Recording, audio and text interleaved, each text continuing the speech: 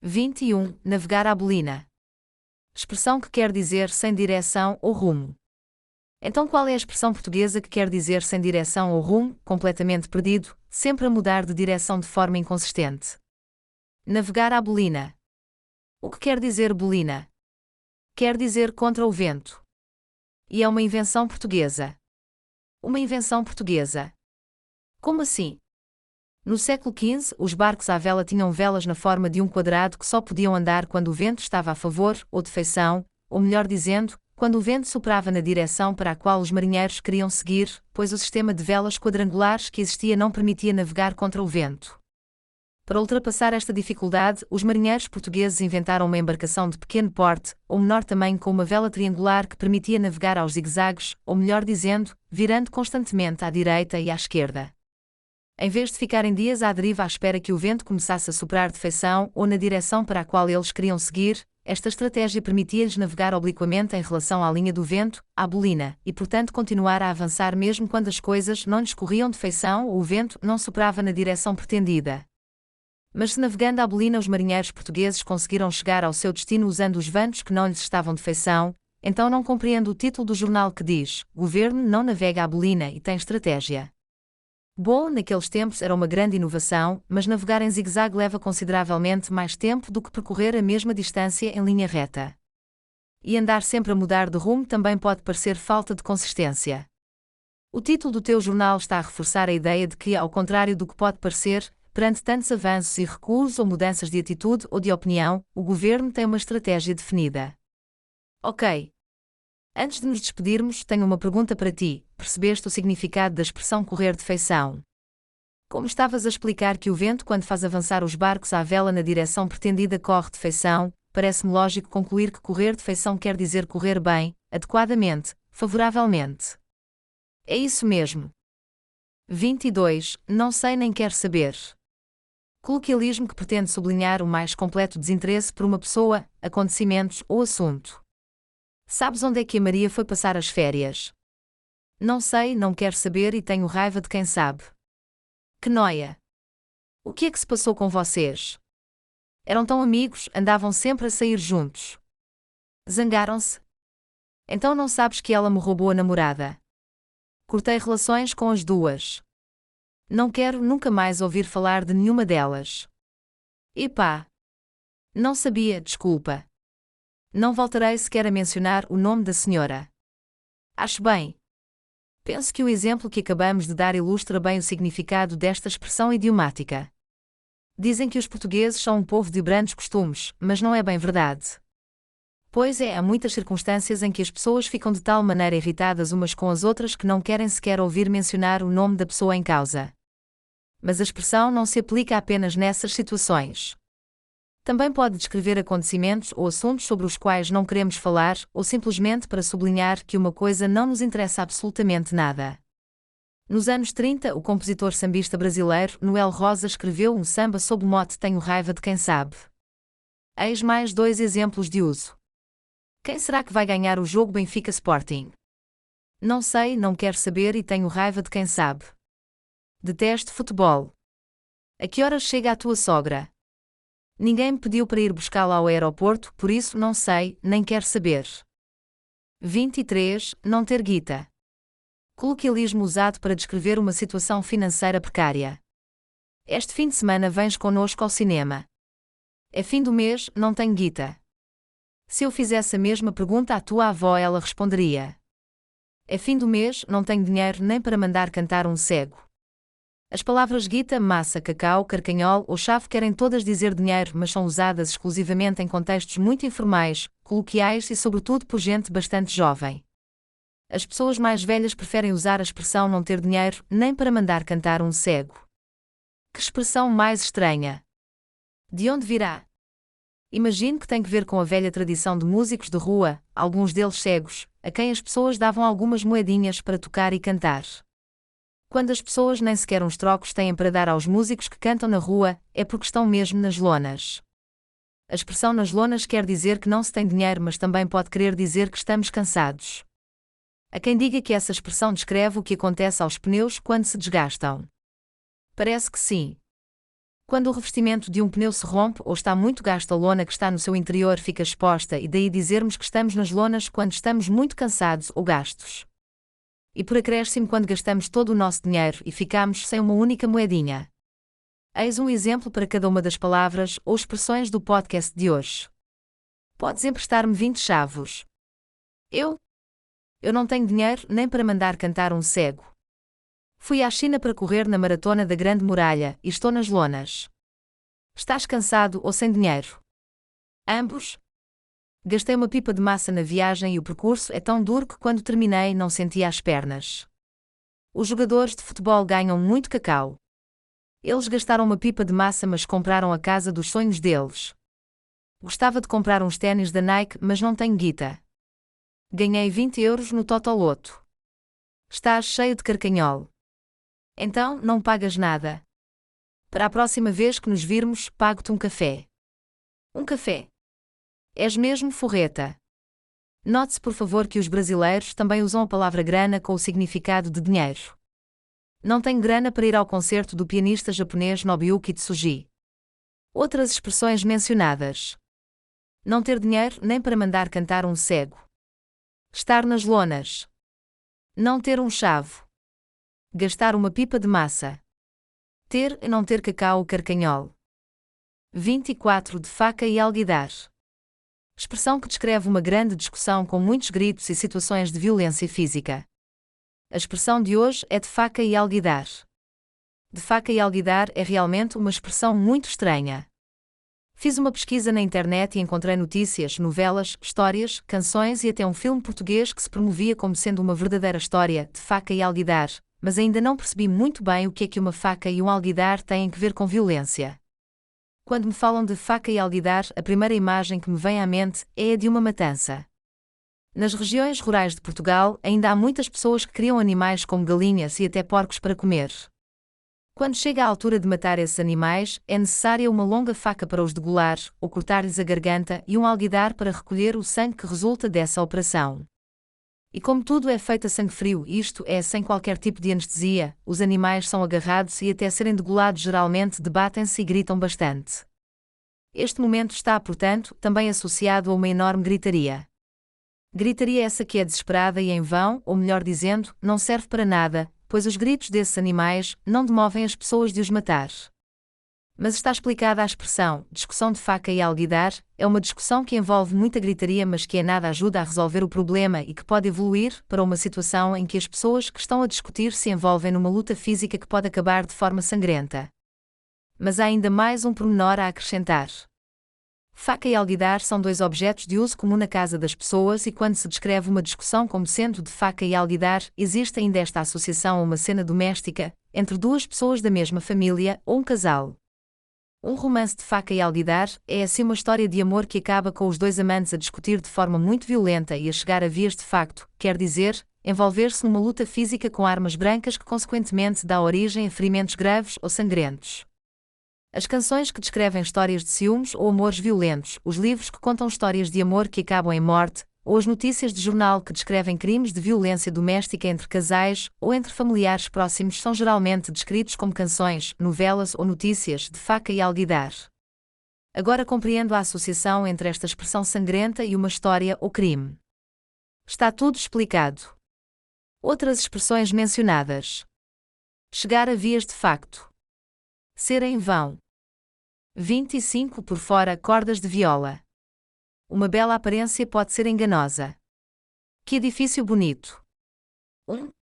Por fora cordas de viola, por dentro, pão bolorento. Desculpe. Não percebi. Por fora bela viola, por dentro, mulambos só. Continuo sem perceber.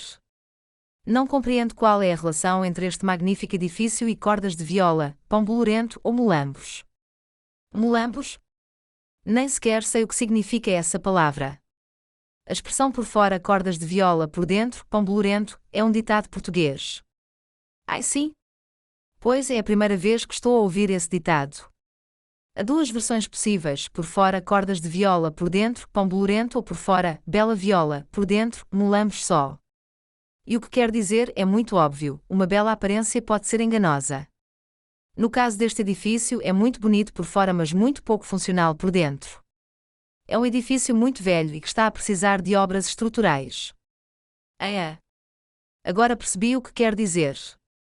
Mas ainda não sei o significado da palavra mulambos. Realmente, essa não é uma palavra muito usada. Mulambos quer dizer trapos velhos muito usados ou em farrapos. O importante aqui é assinalar a enorme diferença que existe entre uma bela viola, quando vista por fora, e o seu interior cheio de farrapos. No caso da segunda expressão, essa diferença é entre as cordas da viola em perfeito estado de conservação e o pão já cediço ou estragado, que está cheio de bolor e que, portanto, já não é comestível. Existem outras duas expressões com exatamente o mesmo significado que são bastante mais usadas: ser só fachada e para inglês ver. Ser só fachada é bastante literal. É muito frequente a parede mais visível de um edifício ser magnificamente decorada enquanto as paredes laterais, ou as traseiras, não terem qualquer tipo de ornamento. E também é compreensível que as pessoas investam dinheiro na sua aparência exterior enquanto tentam esconder a sua pobreza interior. E de onde virá a expressão para inglês ver?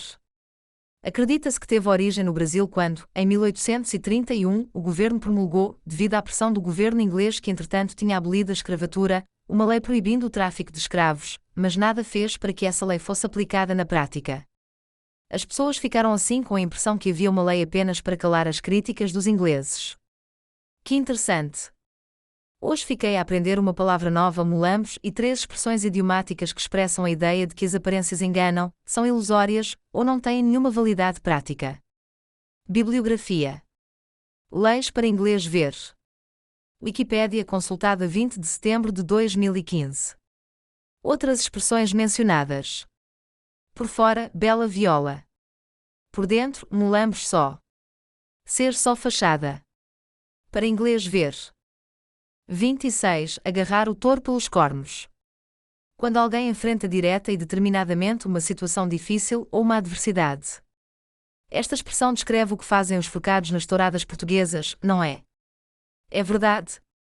Quando comparadas com as touradas espanholas, as corridas de touros à portuguesa apresentam algumas diferenças. A diferença mais óbvia é não existir um matador ou um homem que, sozinho na arena, mata o touro com uma espada. Essa parte da tourada, conhecida como touros de morte, foi proibida em Portugal em 1928. Recentemente, algumas vilas alentejanas como Barrancos e Monsaraz decidiram, dizem eles em nome da tradição, voltar a organizar este espetáculo. A segunda diferença são as pegas de caras, quando um conjunto de homens tenta segurar o touro, agarrando-se aos seus cornos. Mas isso é muito perigoso, pois o homem que vai à frente pode facilmente morrer, se levar uma cornada na barriga. É verdade. Este espetáculo é uma verdadeira barbaridade. Felizmente que há cada vez menos espectadores e espero que em breve deixem de existir. Então a expressão agarrar o touro pelos cornos quer dizer enfrentar algo perigoso? Não necessariamente. A expressão descreve apenas alguém que lida diretamente com uma situação difícil ou uma adversidade. Está implicitamente a elogiar a coragem que por vezes é necessária para enfrentar um problema ou uma dificuldade, mas não o perigo a que a pessoa se possa estar a expor, como no caso dos focados. É assim que se chama o grupo de homens que realizam as pegas de caras ao touro. Eis alguns exemplos de uso. É hora de agarrar o touro pelos cornos e resolver o problema de uma vez por todas. Tens de deixar de te queixar e agarrar o touro pelos cornos. Antes de agarrar o touro pelos cornos e ir falar com o teu chefe, assegura-te que o que te disseram é verdade e que a razão está do teu lado. Os responsáveis deviam agarrar o touro pelos cornos e proibir de uma vez por todas as touradas em Portugal. 27. Chapada de luva branca. Expressão que descreve uma resposta dada de forma subtil. O que significa a expressão chapada de luva branca? No tempo em que as pessoas se desafiavam para duelos, geralmente o desafio iniciava-se com uma bufetada dada, não com a mão mas com uma luva. Depois de dar essa bufetada metafórica, o desafiador fazia o convite formal para o duelo. Nestas circunstâncias, uma bufetada ou chapada de luva branca parece ser algo bastante grave, pois abre um desafio que muito frequentemente termina em ferimentos graves ou morte. Pois é, o que descreves sobre os duelos é bem verdade. E não te parece curioso que uma pessoa que se prepara para desafiar outra para um duelo, ou, melhor dizendo, que está preparada para usar uma arma para defender a sua honra perante uma ofensa grave, comece por simplesmente lhe bater com uma luva, evitando dessa forma todo o contacto físico? Realmente, tens razão. É um comportamento estranho. Dar uma chapada ou bufetada a alguém recorrendo a uma luva é uma maneira muito subtil de transmitir uma mensagem e é precisamente isso que a expressão quer transmitir. Quando alguém nos ofende ou faz qualquer coisa que nos causa dano ou magoa e nós decidimos responder a essa pessoa não de forma direta, ou à letra, ou na mesma moeda mas de forma subtil e delicada, estamos a dar-lhe uma bufetada de luva branca. E nota que geralmente estas bufetadas virtuais são por vezes bastante mais dolorosas, porque muito mais humilhantes, do que uma verdadeira chapada. Pois é bem verdade que a dor física de uma bufetada passa bem mais depressa do que a dor que o nosso ego sente quando nos humilham com palavras. Está explicada a expressão chapada ou bufetada de luva branca ou, como dizem no Brasil, tapa de luva de pelica. E também ficamos a saber o significado dos coloquialismos, responder à letra ou na mesma moeda. Responder na mesma moeda é fácil de perceber. Se usamos a mesma moeda, então estamos a responder recorrendo à mesma estratégia que foi usada para nos atacar, como quando gritamos quando alguém fala conosco aos berros, ou quando alguém nos insulta e a nossa primeira reação é devolver um outro insulto. E o mesmo acontece com responder à letra. Imagina que te escrevem uma carta em tom irónico e tu respondes de igual maneira. Estás a responder à letra, ou melhor dizendo, usando o mesmo tom ou as mesmas letras. Vejamos alguns exemplos. Em vez de lhe responder à letra, ela preferiu acalmar-se e dar-lhe antes uma chapada de luva branca. Ela deu-lhe uma chapada de luva branca, mas ele foi incapaz de lhe responder na mesma moeda. Em resposta à provocação dele, eu dei-lhe uma bufetada de luva branca. Não sei porque te exaltaste e lhe deste uma bufetada. A violência física nunca resolve nada. Teria sido mais inteligente da tua parte dar-lhe uma bufetada de luva branca. Eles andavam sempre a discutir sobre dinheiro. Um dia, quando ele a acusou de ser forreta, ela respondeu que se não fosse ela a gerir o dinheiro, a empresa que geriam já teria ido à falência. Ter de reconhecer que o que ela estava a dizer era verdade foi mais do que uma chapada de luva branca, foi um verdadeiro balde de água fria. E aqui está outra expressão bastante lógica. Quando nos deitam um balde de água fria para cima, a nossa reação corporal é de surpresa e espanto, e da mesma maneira quando alguém faz ou diz algo que nos surpreende e espanta ao mesmo tempo, podemos comparar essa situação à reação física de levarmos com um balde de água fria em cima. Exatamente. Outras expressões mencionadas. Responder à letra. Responder na mesma moeda. Levar um balde de água fria. 28. Correr seca e meca. Quando queremos descrever um processo difícil e, sobretudo, demorado.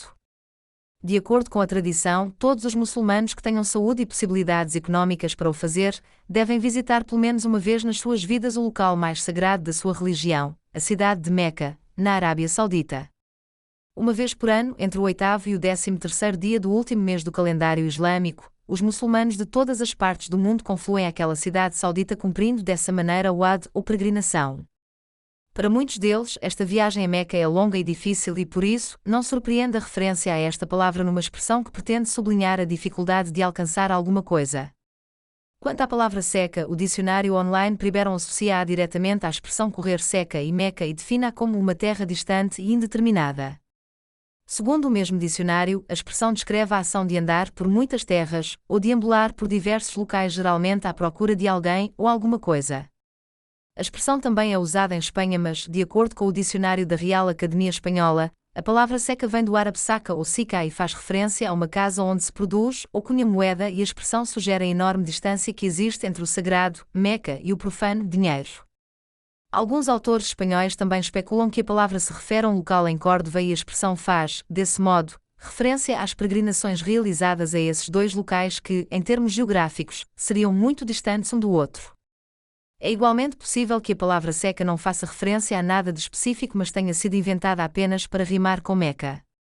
Independentemente do significado da palavra seca, esta expressão continua a ser usada nos dias de hoje para descrever um longo caminho a percorrer, por vezes difícil, para se alcançar ou encontrar algo ou alguém. Eis alguns exemplos de uso. Tive de correr seca e Meca para encontrar um presente especial para as bodas de ouro dos meus sogros. Durante o fim de semana que passei em Roma, andei seca e Meca por toda a cidade. Outra maneira de expressar esta ideia de forma mais informal e coloquial é dizer fartar-se de.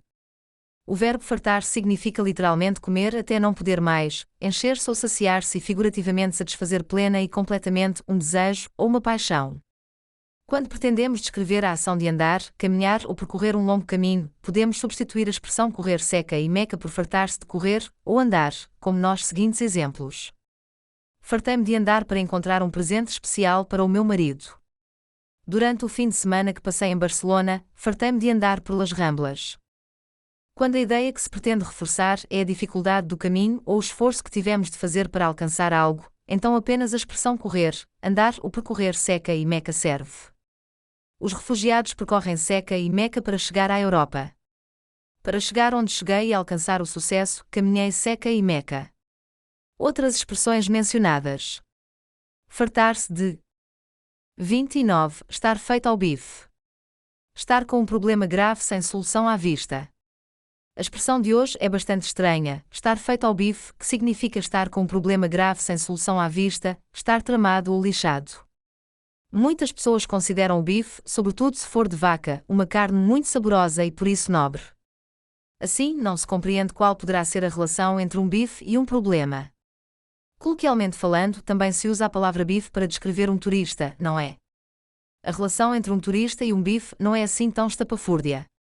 Quando os turistas do norte da Europa, muitos deles ingleses, começaram a vir para Portugal passar férias à beira-mar, rapidamente adquiriam a cor avermelhada que caracteriza o bife que os ingleses tanto gostam de comer. Estás a dizer que os portugueses comparavam os turistas ao bife porque nos restaurantes eles pediam frequentemente esse prato e porque tinham as peles tão claras que frequentemente apanhavam escaldões ou queimaduras solares e ficavam com uma cor rosada muito parecida com os bifes mal passados. É isso mesmo. A relação que existe entre Portugal e Inglaterra foi sempre muito estreita. A mais antiga aliança diplomática ainda em vigor foi assinada em 1386 por D. João I de Portugal e Ricardo II de Inglaterra e, para selar este pacto, o rei português casou com uma nobre inglesa, Filipa of Lancaster, ou Filipa de Lencastre. Foi graças às exportações de vinho português para a Inglaterra que se começou a produzir o vinho do Porto. Foram também os ingleses que contribuíram para a exportação internacional deste vinho, pois onde quer que estivesse um inglês no mundo, estava também uma garrafa de Porto. Segundo essa lógica, parece que foram os ingleses que inventaram o vinho do Porto. Não foram eles que inventaram, mas foi por causa deles que se começou a fortificar o vinho produzido em Portugal.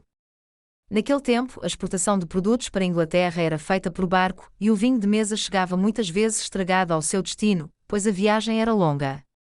Para tentar evitar isso, os produtores decidiram acrescentar aguardente ao vinho, fortificando-o. Os ingleses gostaram do novo paladar e foi assim que nasceu o famoso vinho do Porto.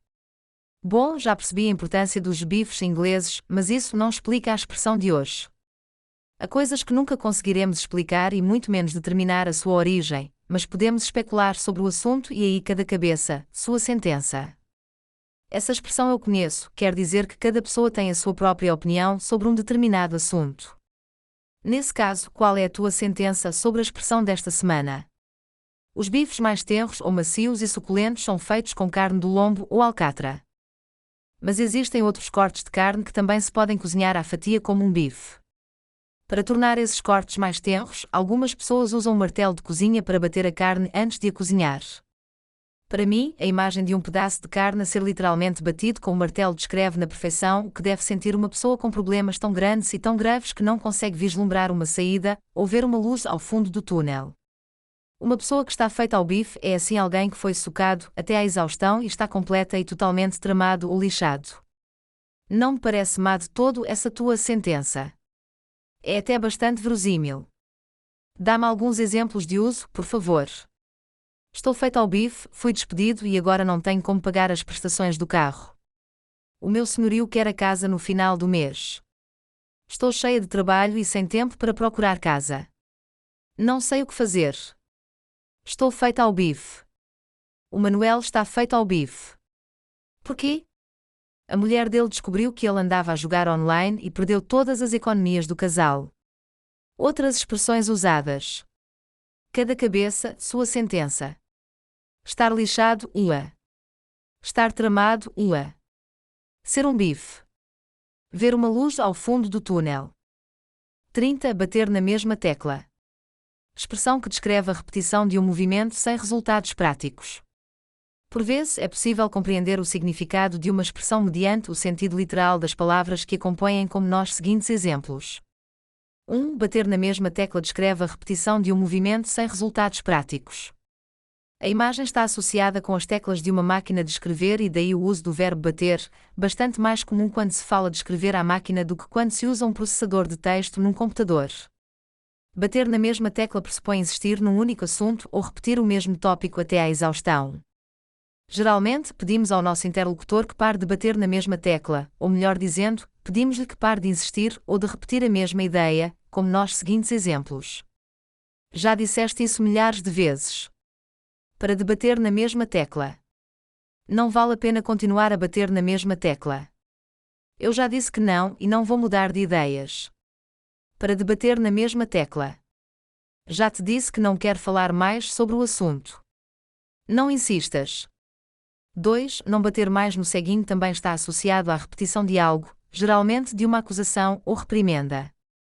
Quando alguém critica uma pessoa mas esta já admitiu que errou ou reconheceu a sua culpa, uma forma dessa pessoa pedir que não se volte a falar no assunto é pedir que não se bata mais no ceguinho. Não devemos nunca prejudicar quem tem dificuldades em se defender ou problemas maiores que os nossos e desse significado literal, extrapolou-se a ideia de pedir que não se volte a mencionar um determinado assunto, sobretudo em circunstâncias em que o erro já foi reconhecido ou admitido. Eis alguns exemplos de uso. Vá lá, não batas mais no ceguinho. Eu já pedi desculpa. Ok, tens razão. Admito que errei. Não precisas de voltar a falar sobre o assunto. Não batas mais no ceguinho, por favor. Por favor, não voltes a ligar para me falar mal do teu marido. Ele está a fazer um esforço para salvar o vosso casamento e eu acho que deves parar de bater no ceguinho. 3. No tempo dos gramofones e mais tarde dos giradiscos, era necessário virar os discos de vinil para se continuar a ouvir música. Virava-se o disco mas o artista ou género musical continuava a ser o mesmo. A expressão vira o disco e toca o mesmo passou a descrever uma mudança que não conduz a nenhuma alteração significativa. Estou farta de te ouvir contar a mesma história. Vira o disco mas, por favor, não toques o mesmo. O treinador foi despedido mas a equipa continuou a perder todos os jogos. Virou-se o disco mas a música é a mesma. É a política do vira o disco e toca o mesmo. O que é que queres dizer? Mudam os partidos mas as políticas são exatamente as mesmas. Outras expressões mencionadas. Não bater mais no ceguinho. Vira o disco e toca o mesmo.